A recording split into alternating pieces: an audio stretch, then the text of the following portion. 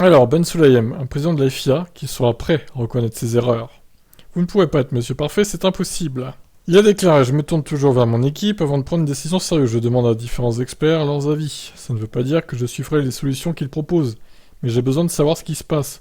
Parce que ce que je veux n'est peut-être pas réalisable. Je dois juste faire la bonne chose. Disons que je prends une décision aujourd'hui. Je peux dire plus tard que j'ai fait une erreur et voici la correction. Parce que peut-être que dans 3 mois, c'était une bonne décision. Ce qui était une bonne décision maintenant ne sera peut-être plus une bonne décision. Dans 3 mois, il suffit de la changer. Et alors? Ça n'a pas d'importance. Si j'admets une erreur, c'est un leadership fort. Ce n'est pas un leadership faible. Ouais. Bon, l'idée, c'est quand même de prendre une décision qui soit valable pendant plus de 3 mois, quand même. Au moins un an, quoi. Vous pouvez faire beaucoup de dégâts si vous faites une erreur et que vous persistez à cause de votre ego. À la longue, vous en souffrez. Et cela se retournera contre le sport, vous et la fédération.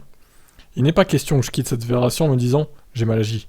Bien sûr, vous ne pouvez pas être monsieur parfait, c'est impossible, mais au moins, il y a du bon sens. Le bon sens est très important et l'équité aussi. Ben Sulayem estime qu'il apporte certaines de ses valeurs au service de la FIA.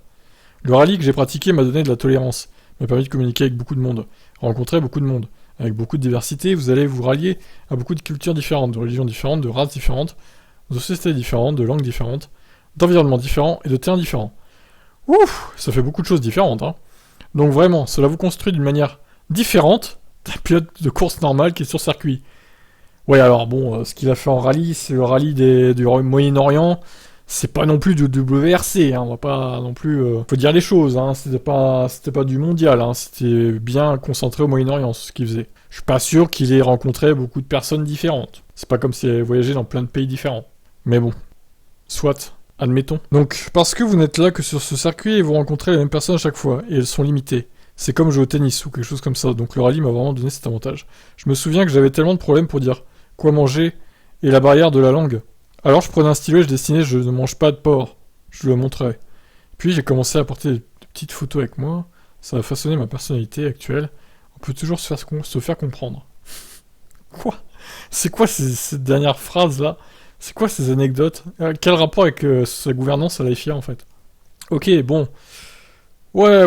Bon, alors moi, je l'attends au tournant sur les bijoux et les piercings, surtout. Ben Sulayem, on rappelle hein, que, bah, du coup, Hamilton, il a jusqu'au Grand Prix de Grande-Bretagne pour faire retirer son piercing et enlever tous ses bijoux, sans quoi une pénalité pourra être donnée au septuple champion du monde.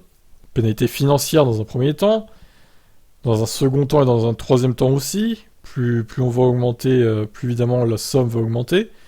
Et peut-être des points de pénalité au bout de 4-5 courses. Bon, c'est pas encore fait, mais attention. Est-ce qu'il va se rétracter là quand il dit justement disons que je prends une décision aujourd'hui, je peux dire plus tard que j'ai fait une erreur et voici la correction.